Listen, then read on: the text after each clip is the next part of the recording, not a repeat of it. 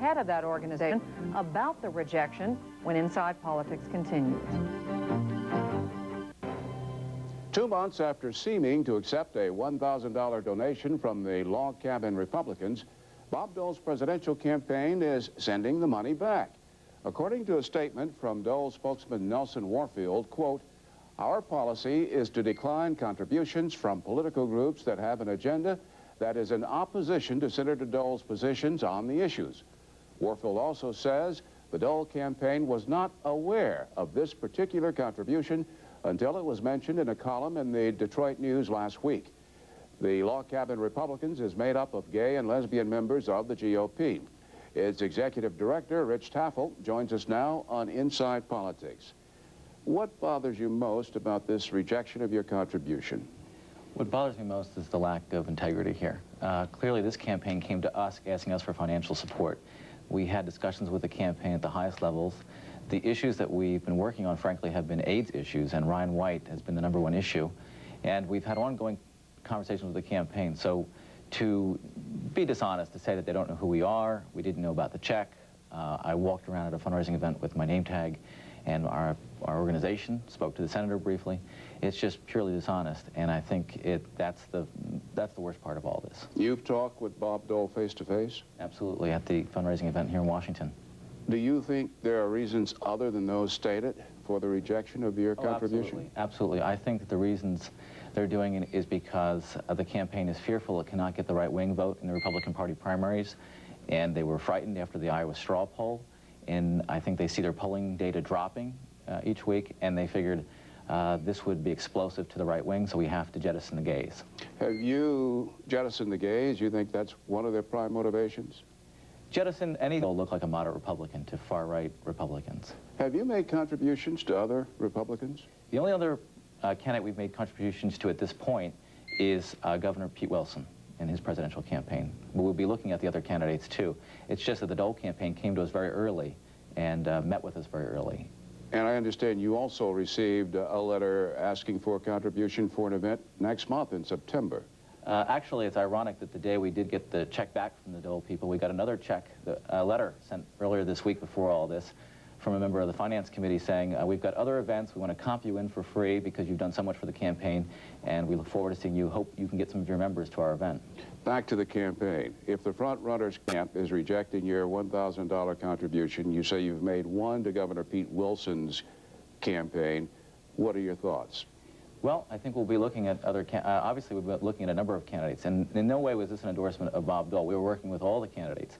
We just had our convention in Cincinnati. Arlen Specter sent people to speak on his behalf and a letter, and a lot of our people are interested in that campaign. Other folks are interested in Lugar's campaign and Lamar Alexander's campaign. So we will talk to all the various campaigns, and but at this point, only Pete Wilson's received money from us. I'm curious. Senator Dole has said gays and lesbians have civil rights. There should be no discrimination in the United States, period.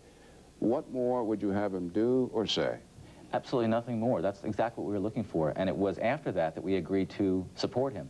Now he's turned around and said that we have a 100% different agenda than what he wants.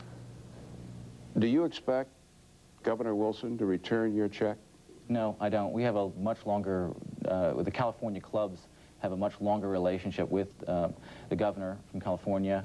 And in fact, I went to an event of his earlier this campaign cycle where he was asked about gay rights, and he said that a job is not a special right. Mm-hmm. And so I think he's got a much longer history working on this issue, and is probably more comfortable with it. I think the Dole campaign just panicked. Well, because of some excellent research work done by our Jennifer Martin, I have to ask you a question that it occurred to me as I was reading over some of the notes. Do you see any differences between Senator Dole and Ronald Reagan? Actually, Ronald Reagan was finessed the Republican coalition a lot better than Bob Dole, I think, is going to do.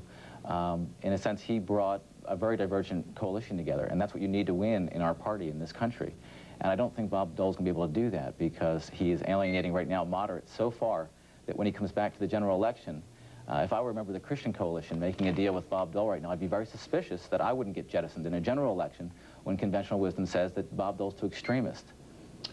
Rich Tafel, thanks very much for joining us. We tried mightily to get a representative from the Dole campaign to join us on Inside Politics today, but they declined. I think they got caught on this one.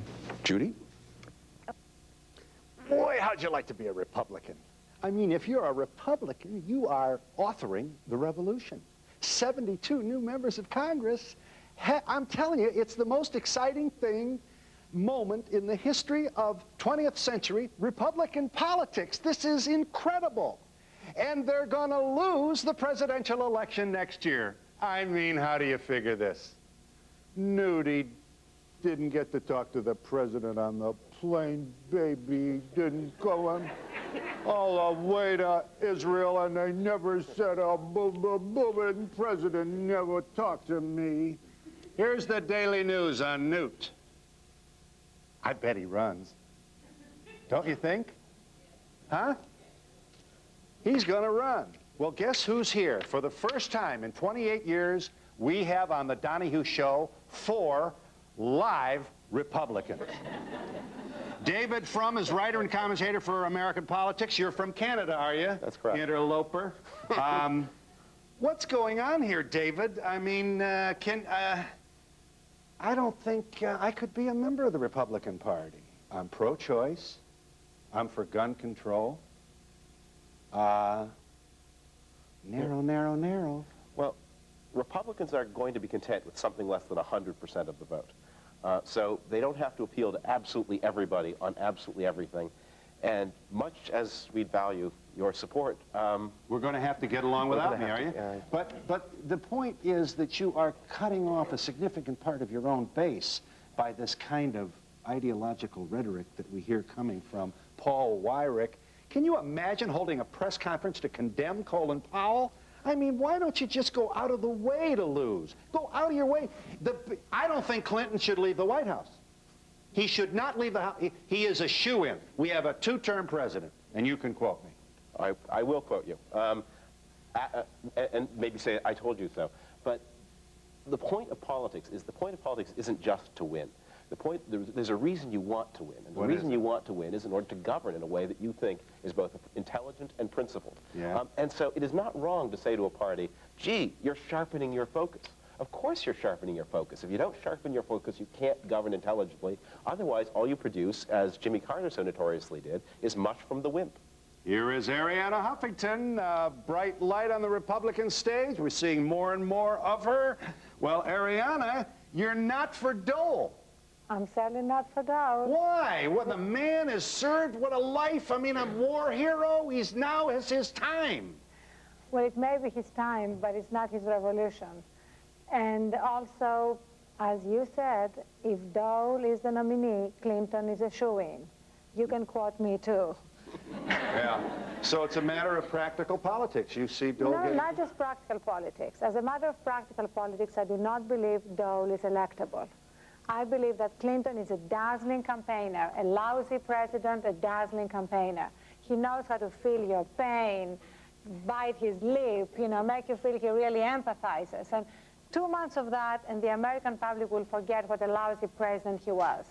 So we need somebody against him who can really articulate what the Republican agenda is, and who can really articulate the revolution, who can really say that the Republican Party is an inclusive party. We have a gay Republican, we have a black Republican, we have a Greek Republican, we have a Canadian Republican, we have pro-choice Republicans. When you said there is no room for you, Governor Todd Whitman of New Jersey, Governor Pete Wilson, Governor Wells. How about Arlen Specter? Arlen Specter? I could vote for Arlen Specter. Arlen Specter's problem is Arlen Specter. It's not that he's pro-choice. Incidentally, we should say, Arianna, you happen to be pro-choice, and do I understand you would like to see Newt run? I'd like to see Newt run. I don't like him to see as a crybaby, but I'd like to see him run. The president never came back and said hello to me on the airplane there. Do you think he will run? I don't necessarily think he will run, but my reason for encouraging him to run is that he is the most articulate exponent of this revolution. And for him, the revolution is not just about balancing the budget. It's about turning lives around.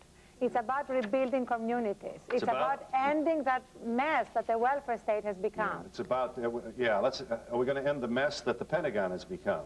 It's about building 20 B-2 bombers that the Pentagon doesn't want at $1 billion apiece. Please, how many people can you feed? How much AFDC money could we get from one B-2 bomber that isn't going to work? The B-1 doesn't work. Why are we doing this, Ariana? I'm counting on sensible people like you to bring the Republican Party into the real world. Why are you so obsessed with the Defense Department? Because they waste more money than the welfare department does. $5 trillion was spent on welfare in the last 30 years. Yeah, 30 years. How much have we spent on the military in the last 30 years? We did defeat the Soviet Empire. We didn't. The Soviet Empire defeated itself. Oh, no, come on, Phil. We It's all right both to say collapsed that from now. exhaustion. It's all right to say that now. We have not won the war on poverty, but we did win the war against the Soviet Union. You get all crazy, you Republicans, when you see a black person on welfare. Whoa, wasting my money, and you'll roll out the Seawolf, you'll roll out the B-2, you rolled out 100 B-1s at God knows what cost, never have gone to any war. You are blind when it comes to the waste of the Pentagon, and it's going to hurt you. You want to just make things that go boom, and you're going to give all the headaches to the states. A terrible idea. Phil, can I just reply very quickly? First of all, even Newt Gingrich has said that he wants to turn the Pentagon into a triangle. We do need to reduce the Pentagon. That's the point he was making. So we have no disagreement on that. Point? I'll send you the cutting. I bet you can't find it, though. I will send it to you. All right, I believe you. But if we can just stop that debate for the moment, because the more interesting debate right now is what's happening with welfare reform. And the reason why Republicans want to reform welfare is not because of fraud and abuse. That's a minor reason. It's because it's destroying people's lives. Makes them addicted. It's because it's destroying the work ethic. If it weren't for welfare, that they could run out and get any one of all these wonderful jobs that were created during the Reagan years. Is that what you're saying? Phil, you know why the main reason people don't get jobs? What is it? It's because they're addicted, they're alcoholics, and they can't get their life together. We need to help them do that. But Now, you don't mean they're alcoholics, literally. You mean they're addicted like alcoholics to the dole. Is this what you're saying? No, to the government? I mean they are literally. I mean alcoholics. crack addicted. I mean alcohol addicted. Really? Yes, really. And these are the people that we need to help. So the problem, the reason we have a lot of welfare is because people are on drugs and addicted. You know what, Phil? You need to look at the statistics of the inner cities. The problems in the inner city, the worst problems are crack and gangs. And we're not going to resolve those problems by giving people welfare checks. We're going to resolve them by getting in there ourselves personally. All of us who are here now have a responsibility to these people. Well, how about the millions of people who are whited on welfare and don't live in inner cities? That too, but the they're not addicted. Are they addicted too, or is this just a black stereotype, Ariana? No, but it's you not sound just black. to me like you're saying these black people would just... You said inner cities and crack. No, inner cities and crack is not just black, and crack is not just black. There are plenty of white people on crack. This is not a black-white problem. That is true. So don't stereotype me. I never mentioned black. Are there more white people on welfare than black people? There are more white people in America. Of course there are more white people on welfare. Yeah. Well, speaking of black people, Milton, can this be true? Milton Binns, chairman of the Council of 100. You've been a Republican before it was cool. Before it was cool, including my ancestors, my great-grandfather and grandfather. Yeah?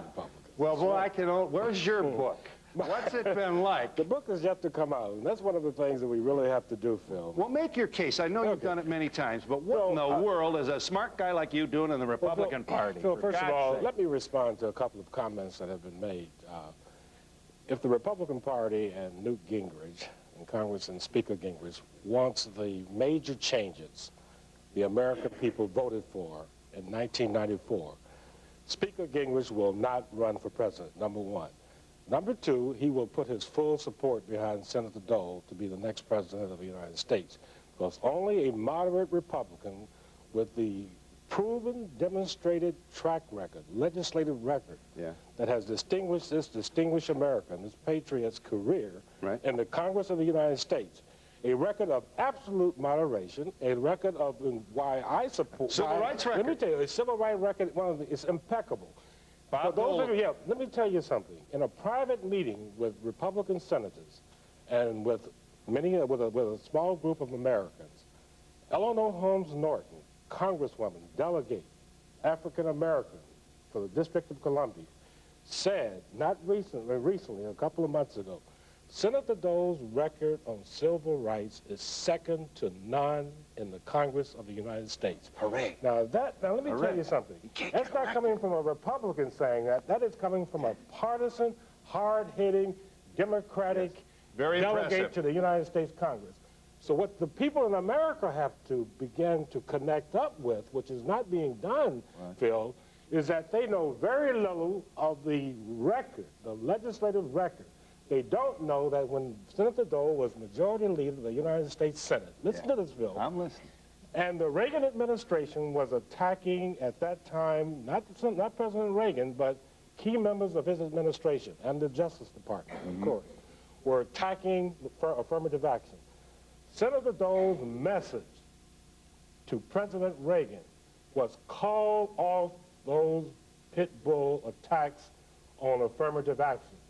That was a message delivered, Yes. not only verbally, but delivered in writing to President Reagan. Milton, you do him no favors mentioning this because that's hardly going to get him elected. Well, Affirmative wait, action wait. is a little bit But like... also, right now, he's in favor of it. Right now, hold on a second. He can't get elected! He can't get elected! It doesn't matter, Milton! That is not true. Bill, let me tell you Go something. ahead. You have not, what people are looking at, you're looking at these national polls which are shifting every day, every week. Yeah. Remember, we have another full year Yes, we before do. the 1996 presidential election takes Right. place. Can you imagine And a year know of that Bob a Dole? world of, absolutely. A year of these guys on the stump? I can imagine a year of Bob Dole's record being put up against that of the president from Arkansas, Yeah. who had no record when he was governor of Arkansas on civil rights, and whose record while president with respect to issues impacting on African Americans has been absolutely negative.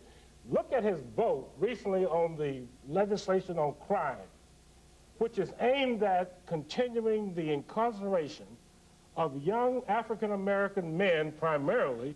100 times longer for crack You're than doggone for... right, who are caught with 5 grams of crack cocaine, as contrasted to those Americans who live in the suburban communities, who if they have 100 times, what is it? With the white powder? With the white powder, Yeah.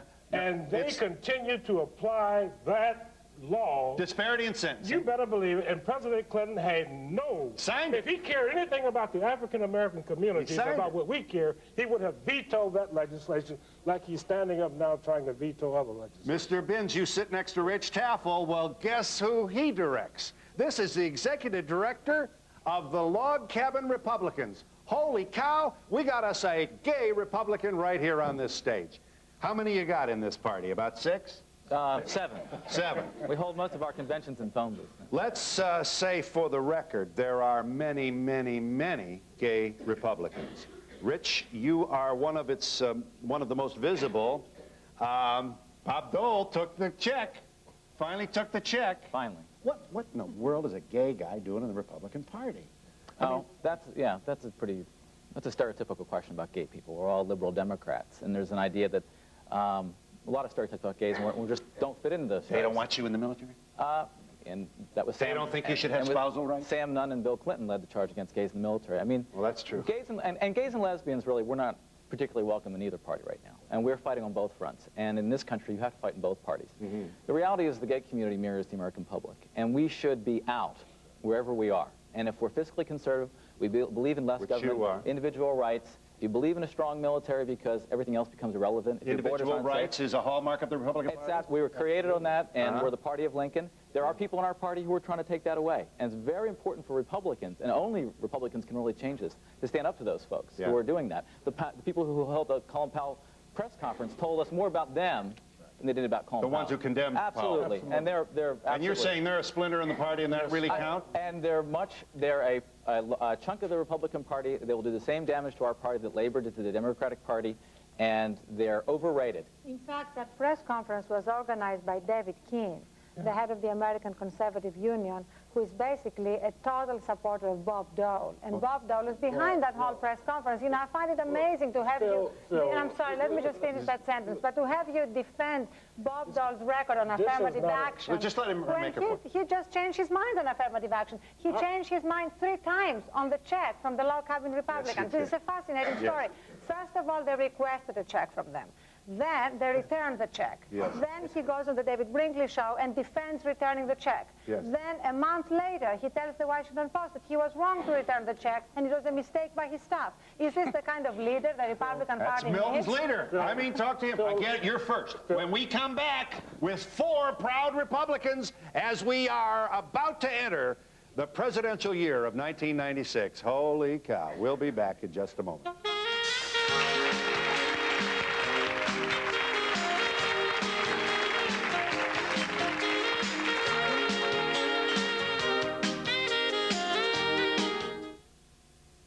Trust me. Okay. Mom, do you know how good hot chocolate chip cookies are? Oh, yeah. Know how good they smell? Oh, yeah. And how the chocolate gets all melty all over your fingers? Oh, yeah. Well, don't Pillsbury chocolate chip cookies bake up hot and fresh in less than 15 minutes? Oh, yeah. Wow! You were right. Oh, works every time. Woohoo! Americans, millions of you have skinny hair. Well, stop hiding it. From Conair, get the big curls, hot air, curling iron, and brush. Styles as it dries, brushes in volume. Nobody's bigger in hair than Conair. Want your toilet really clean? Pour in Clorox bleach after every flush. Or better yet, drop Clorox Automatic Toilet Cleaner in your tank. It cleans with the power of Clorox bleach every time you flush. Clorox Automatic. Tonight, a series of conversations beginning with Richard Tafel. What's exciting about, I think, gay people today is they're coming out wherever they are, whether that's the Roman Catholic Church or the Republican Party or in the Midwest. That's where change will take place. Paul Thoreau. Naguib Mahfouz, Nobel Prize winner. Just before I met him, someone stabbed him in the neck. Sheikh Omar put a fatwa out on. They said, stab this, but kill this man. So someone stabbed him. I had a choice when I went to Egypt to go see the pyramids and the Sphinx, or go to the intensive care ward and see Naguib Mahfouz. Well, there's no question. I went to the intensive care ward. We had a nice little chat about life, literature, and getting stabbed. Joe Franklin.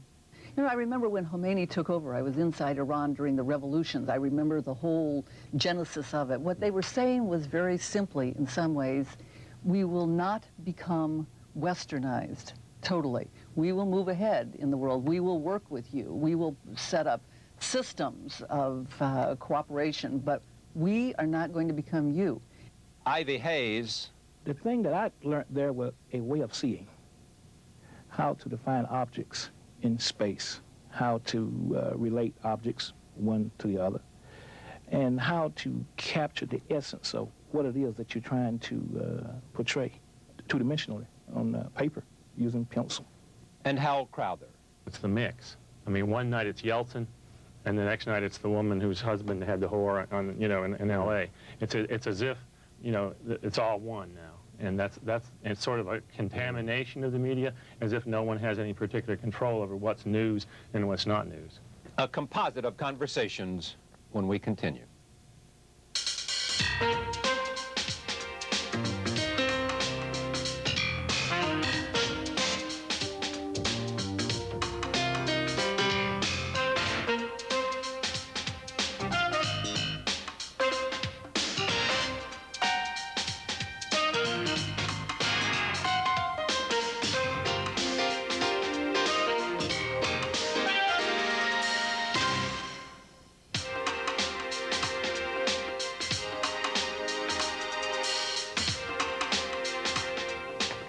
When Republican presidential frontrunner Senator Robert Dole returned the campaign contribution of a gay Republican group, he found himself in hot water. Under heavy criticism, Senator Dole later admitted his initial action was a mistake. The gay Republican group is called the Log Cabin Republicans, and they consider themselves mainstream Republicans in favor of smaller government and low taxes and a strong military. Yet their existence has raised the ire of both the religious right and left-wing gays. Joining me now in New York is the executive director of the Log Cabin Republicans, Rich Tafel, and I'm pleased to have him here. Welcome. Nice up from Washington, D.C. Did this thing just explode for you? I mean, all of a sudden, you had made a contribution to the camp. Why did you contribute to Robert Dole? Well, first they asked us, and we've been working with the campaign for quite a while. Yeah. And the senator came out with some very positive comments in the New York Times Magazine, And then a few weeks later, he was flip-flopping on that and saying something critical about gays and lesbians. Already at that time, this is back in the spring, the campaign had talked to us about raising some money for them.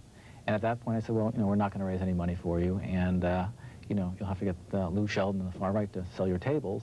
And so we were called into the campaign and met with the Finance Committee chairman and members of the campaign. I was introduced to everybody at the campaign.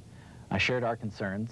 We didn't want to see what happened to us, what happened with George Bush in 1992, a man who's probably comfortable with gay people, but kowtow to the far right in our party, and we were afraid that was going to happen again. Absolutely sure this wasn't going to be a problem. We talked about the tangible issue that we were working on at the time, which was the Ryan White Care Act. And we said, basically the senator's got a good record on this, AIDS issues. He needs to be scheduling that, co-sponsoring it, getting it to the floor. That would be a very tangible way.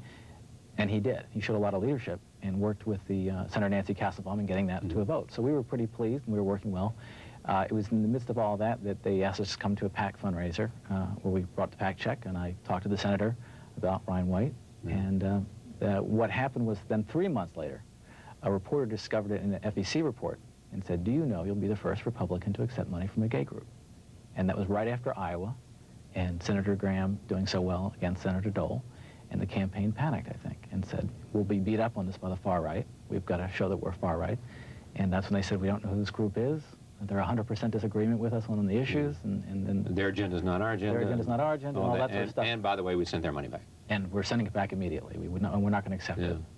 And then for about 2 months after that, sort of moderate Republicans, people who were supporting Senator Dole, just kept confronting him. And so did the media. And every editorial in the country kept saying it was wrong, it was wrong, it was wrong. And then 2 months later, he said, if I had been there, I would have not returned their check. About blaming the staff. My campaign staff did it. Bad staff work. Yeah.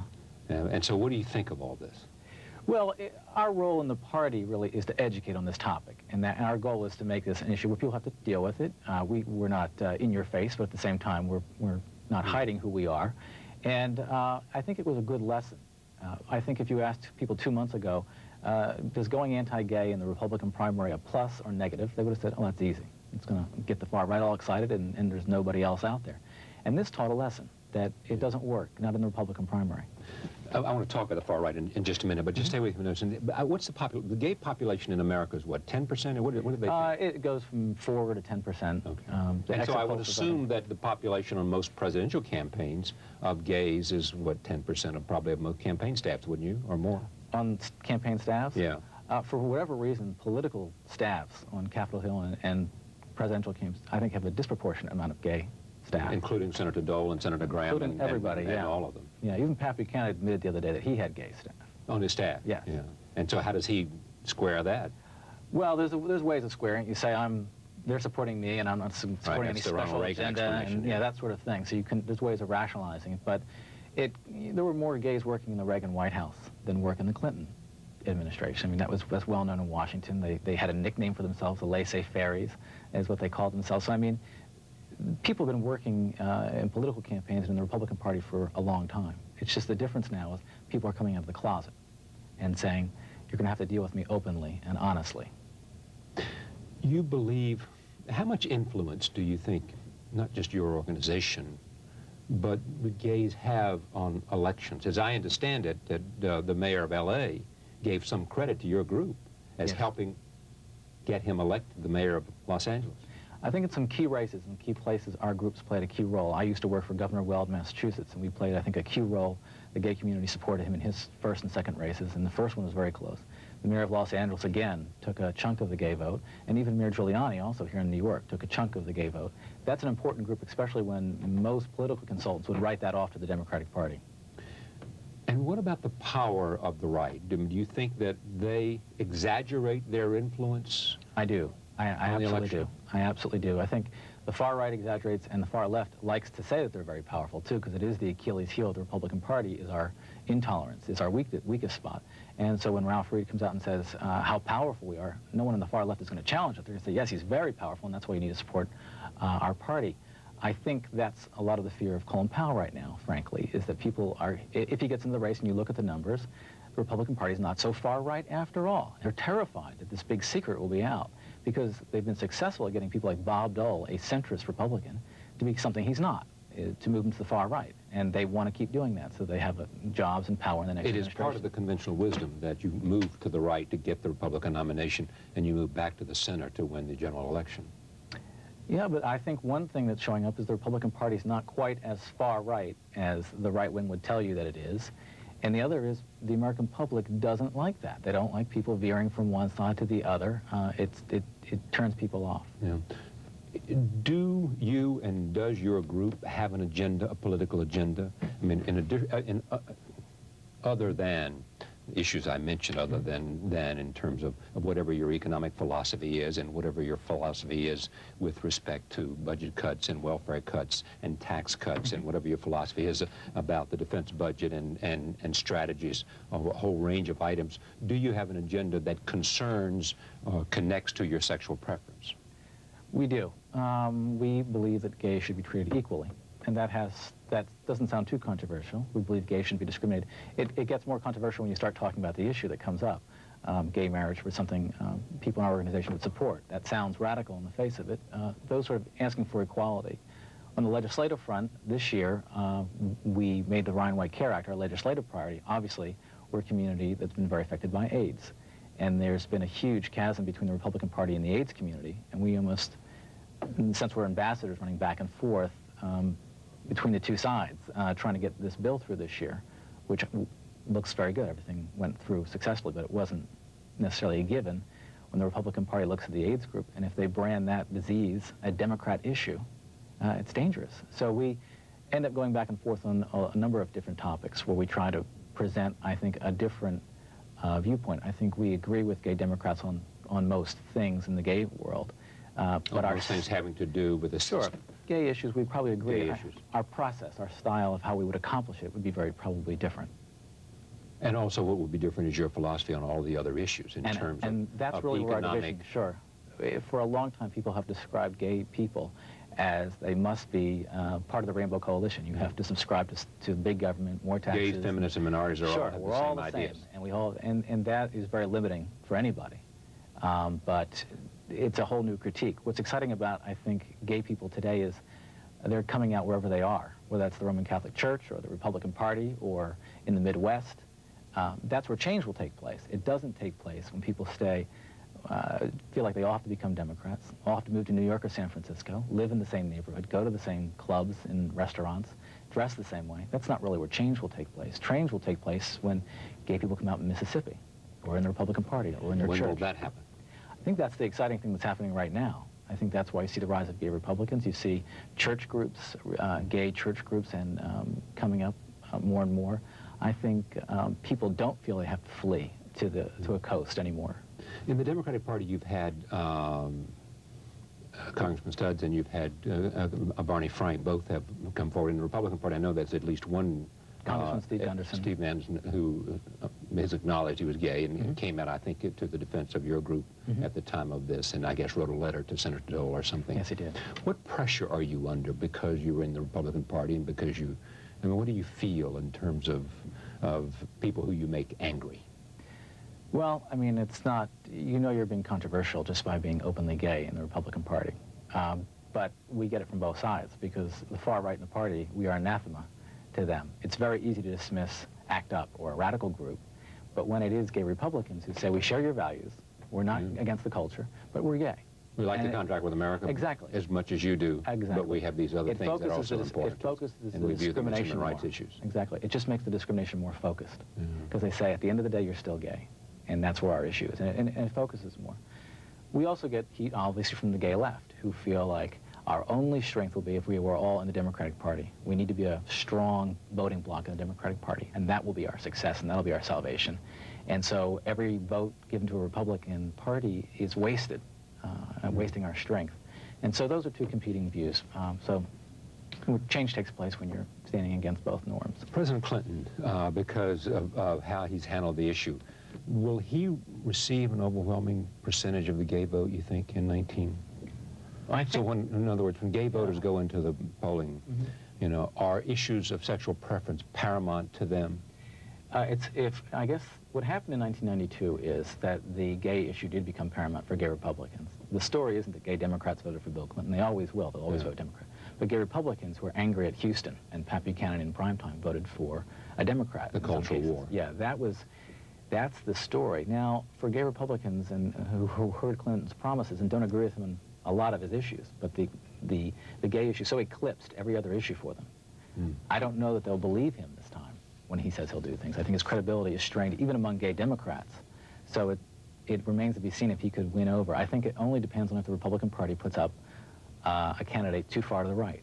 And I believe that only the Republican Party can elect Bill Clinton, in a sense, by putting forth a far-right candidate. What happens if Phil Gramm or someone that to the right is nominated? Do you support Phil Gramm, or do you go over and support? No, we wouldn't support Phil. We would not support Phil Gramm. We would not. People will do what they're comfortable with, but we would not, as an organization, I'm sure, endorse Phil Gramm, because he has a record of using the gay issue as a wedge issue. He's already done that in this campaign. In senatorial campaigns. And he did it in this campaign, too. In Iowa, he got into a school board race where he attacked openly gay school board member who lost his race just because he wanted to pander. How many members in your organization? There's 10,000. 10,000. Thank you for coming. My pleasure. We'll be right back. Stay with us.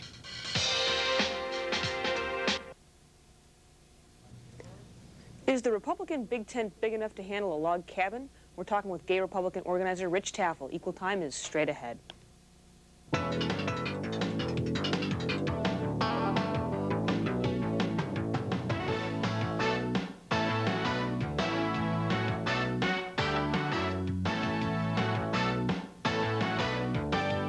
Direct from the CNBC studio in Washington, D.C., this is Equal Time with Mary Madeline and Dee Dee Myers. We're back. Actually, you're going to see us for the second night, what's going to appear to you the second night, but we've just seen each other for the first time this week. Hello, It's so hard to go so long without seeing you. You know, my husband doesn't even say that to me. We have a better romantic relationship. Exactly. Sorry, I don't missed even- you too, babe. Yeah, it's nice to have you back. Welcome back. Thank you, Dee Dee, and welcome back to you, too. Where were you, by the way? New York. Yeah? What were you doing out there? I think we should, Okay. nothing worth discussing in the context of this show. Okay. Supporting the arts. You know, Dee Dee will never let me talk about her personal life. But by the time God, we're if I 10 gave years- you an inch, you'd take a mile. I would be so badly abused. It would be unbelievable. How about, let's say, like, by the time our contracts are up, let's see if we can get anything out of your personal life. That's a deal. All right, we're only going to do one viewer mail tonight because we have such a cool guest, which is not to suggest on the nights that we do viewer mail that we don't have cool guests. But there's so much to chat about with our guest tonight. And this letter falls under the category of Loopsters, ask and you shall receive. Dear Dudu and Dee Dee. No, dear Mary and Dee Dee. You can call me Dudu. I absolutely love your show and never miss an episode. Get a life, buddy. Just kidding. I was thinking during last night's show that a good guest for your show would be a spokesperson from the Log Cabin Republicans to discuss their viewpoint in the dual contribution controversy. I don't think the media has covered the Log Cabin's opinions. As a Republican who is gay, I'd find this interesting. David Potter, Fort Lauderdale, Florida. Our guest tonight is indeed not just a spokesperson from the Log Cabin Club. He is Rich Tafel, the executive director of the fast-growing, fast-becoming a household word, Log Cabin Republicans, named one of the nation's 30 most influential gay leaders by Newsweek magazine, up there with Martina, say that last, Navratilova. You said it wrong. Navratilova. With a Oh, V. I said it wrong. Well, you know who Martina is. She needs no last name. She's kind of like a Madonna thing. And David Geffen. Tafel is a political star, a rising political star, fast-rising political star, cool guy. It's a stretch from being a Harvard-educated ordained minister to being the executive director of the Gay Republicans Log Cabin Club. Take us through your life here.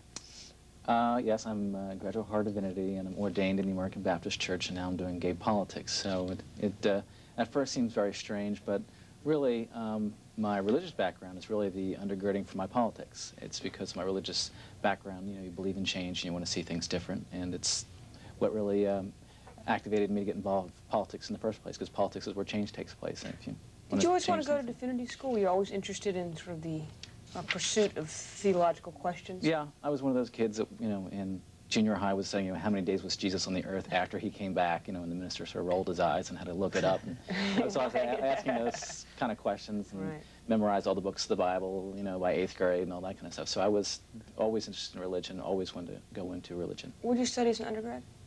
philosophy. Now, what do you think what is the Bible, in your view, does it speak to homosexuality? I mean, I'm sure that's something that you've looked into. And so, I mean, there's obviously a wide variety of opinion, but how do you think the Bible deals with the issue of homosexuality? The Bible, there's a couple passages in there that talk about certain cities that the Apostle Paul is talking about. There's some stories in Leviticus, but which are not positive. But there's a lot of stuff in there. Really, I think what people do is they start with a prejudice and they go to the Bible to back it up. And that's been used for Christians against Jews, and they said they killed Christ. It was used not to give women the right to vote in this country. They point to a passage that women should be silent. I'm Catholic. It's one of the reasons Catholics can't be priests. It was used in this country on the slavery issue. Slaves obey your masters was used from the Scripture. So Scripture taken out of context and focused on it intensely can certainly act like that's an agenda from God. Jesus never talks about homosexuality, for example. He talks about divorce, and that's something that a lot of fundamentalist Christians don't like to talk about because it's something they actually have to deal with. But I think we're coming to a great understanding about homosexuality. I think people, for a long time, thought this was sort of a choice. Someone turned 21, they wanted to be kind of cool, so they moved to New York and had this wild life. Pierce their ear and yeah, they wanted to be. It was and I lifestyle. chose the gay lifestyle, Right. and that was my new. Well, and I think some of our gay guests and some of my gay friends don't like this emerging knowledge or scientific knowledge that gayness is a gene thing, is a hypothalamus thing. They want it to be a choice thing. Is this a split in the gay community over whether or not it's genetic or nurture or nature? I guess at the end of the day, it doesn't really matter how you get there. But I think most gay and lesbians, almost all the gay and lesbians that I know, feel that it was not a choice they made. I think they would all point to some point in their adolescence where they said, wow, I'm different from the rest of the gang. And if you're a guy in junior high school and you're not attracted to the girls, and the worst thing you can be called is a faggot on the soccer field. It sinks in your head, and you start dating women. And if you're a woman and you're attracted to other women, you try to pretend like you're not. That's When generally did you know you were gay? Oh, I think back at the same time, adolescence. I remember those things and desperately reading about it and going to the library and reading the book that nobody signed out, that every gay kid picks out of the book, but no one signs out because no one wants to know. And right. It's been thumbed through many times. And you would read that it was a phase, so everybody hoped and prayed it was a phase. And I think that's pretty common. So I think I was in that boat, hoping that this was something that would pass. Were you always conservative politically? I mean, your parents political? My parents are pretty much moderate Republicans, straight. I mean, they're almost a focus group for where America is on. I look at them, I look at polling, they're almost always right there. I come from Pennsylvania, suburban Philadelphia, so it's a pretty moderate Republican area, and they've always been Republican. They're not ideologically, far right or anything like that, but fairly conservative background. So that you carried that thread. Now, this is off topic, but are you doing the out here? I am. Okay. We have to take a break. They forgot to mention this to us. Well, this is cable, Rich. We just go along here. Mary and I are going to take a quick break, but we will be right back with Rich Tafel of the Log Cabin Republicans. Stay with us.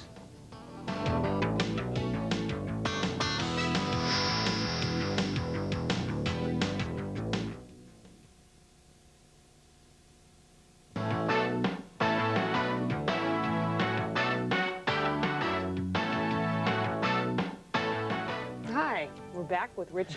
Hi. Hi. That was kind of Republican. That was kind of hurt. I'm trying to fit in here.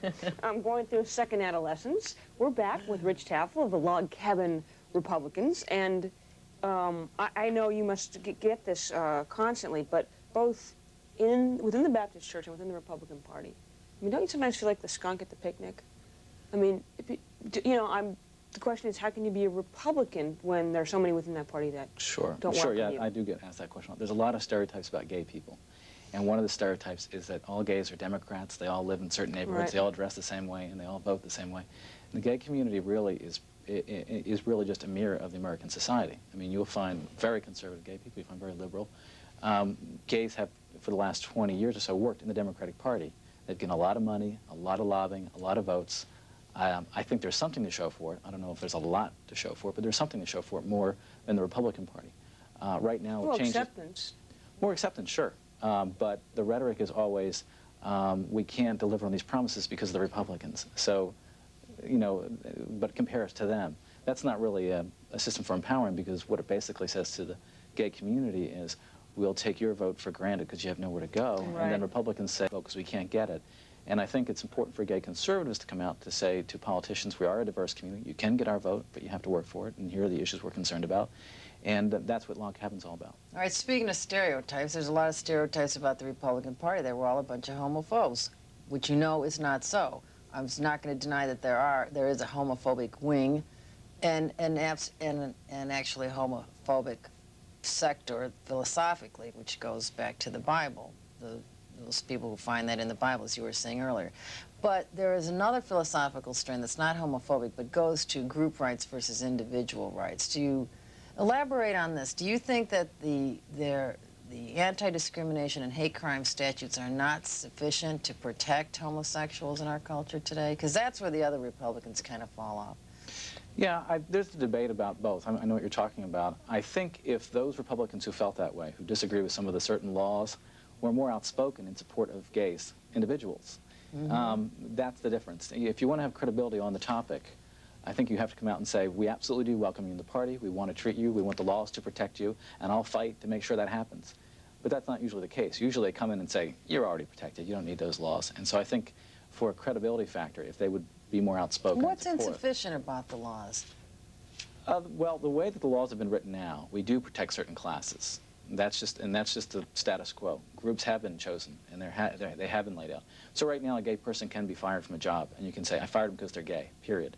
And how many states have laws that protect gays in, say, housing and employment? Varying ones, but about 8 or 9. And there's a bill that's being put forth now about employment in the federal government. Here again, I think we all have the same goal. We want to see that gays aren't discriminated against, I think, fundamentally. There are different ways to get there, but I think we could disagree on how to get there. But if more people, I think, on the Republican side were more outspoken and said, I really want to make sure that happens. That's not been the case. So the Democrats have been able to, I think, take the high ground on the issue. And I think if Republicans wanted to be more libertarian, they could be more outspoken and be more inclusive. Well, what the flip side of that is if gay people could be openly gay and have another agenda besides the quote-unquote gay agenda, right? Right. Well, most 90% of gays don't have, there's no gay agenda. Gays want to be treated equally. They don't like being told, particularly Republicans, I think, who've more remained quiet about it and lived with the don't ask, don't tell policy. I'm not going to talk about it, you don't ask about it.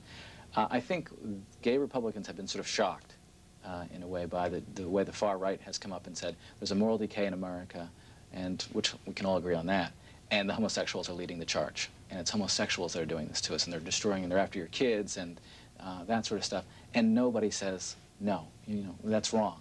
Well, some people do. They don't happen to be. They happen to be on our side of the debate. It's true, almost. Not totally exclusive. But do you reach cross-partisan lines and find common cause with gay activists on issues that you agree on, like anti-discrimination? Sure. We'll work with other gay and lesbian groups. We do all the time. But and again, it's not so much our goals are different. Our goals are probably pretty similar.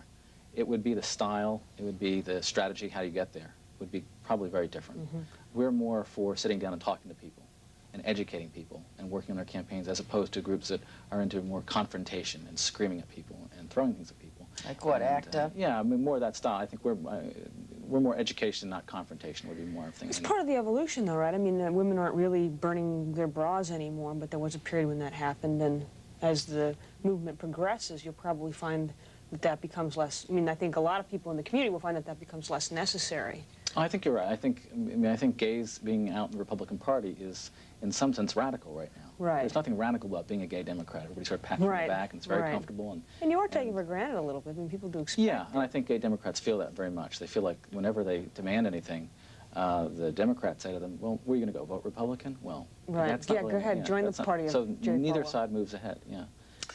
The party of Jerry. Well, you had to debate him on Larry King. I mean, we are no more the party of Jerry Falwell than you are the party of Jesse Jackson. Okay, you got your He's Jesse in our party Jackson, though, and we have. And he's in our party. But I think all of this is so media focused. Okay, the media focuses on just that wing of our party, and I don't disagree with everything. Well, no, but I disagree with this part. And they focus on. Part of the problem with the gay movement is that the media focuses on guys running around in dog collars and stuff at these events, which is not in any way reflective of anywhere near a huge proportion of the gays, liberal or conservative, right? I think extremes too often to find the debate in this country, all the time. Republicans are represented by the far right, and the gay community is represented by the far left. Neither is true. I worked for a Republican governor and worked on his first campaign in Massachusetts, Bill Weld, and I've worked on a lot of Republican campaigns, and on the Hill, we were very well received, which shocks people, but we're very well received Republicans, and you know, I have a strong stomach, but I wouldn't have such a strong stomach that I'd constantly be going up against the wall. Right. It is a fear of the far right that scares a lot of Republicans who are more moderate. Well, when you have all the presidential candidates lining up in tandem. They're not all in yet. We'll be right back with Rich Tafel of the law. How do you say it? Tafel. That's right. Rhymes with raffle. Or what's your Asian thing? Reichstafel. We'll be right back. Log Cabin Conservatives, hang in there. One more segment. Reichstafel. Right.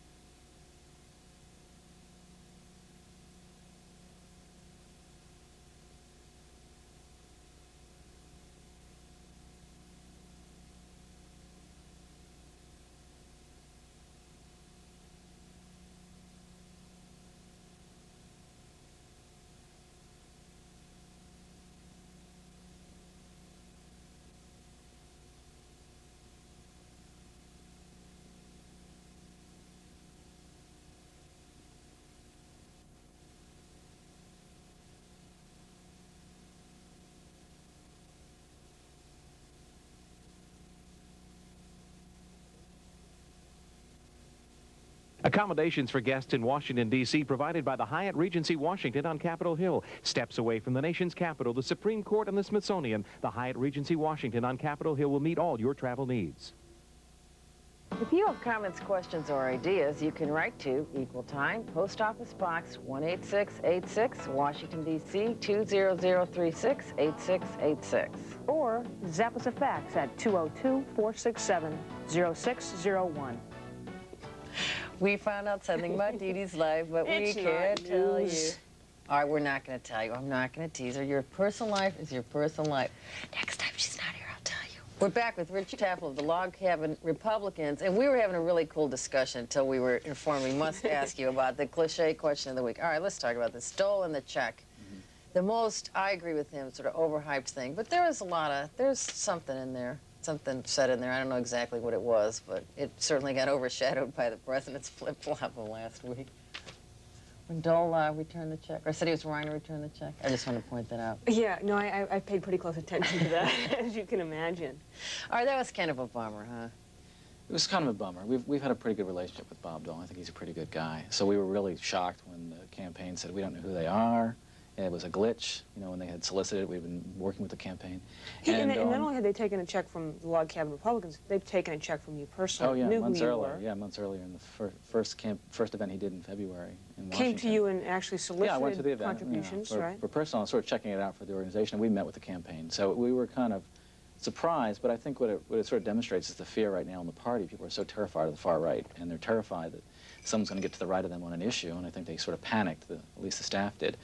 The interesting thing is that for 2 months, Republicans, I think that's what changed things. Republicans were telling Bob Dole, that was lousy, you shouldn't have done it. Right. They're a good group, they worked in my campaigns.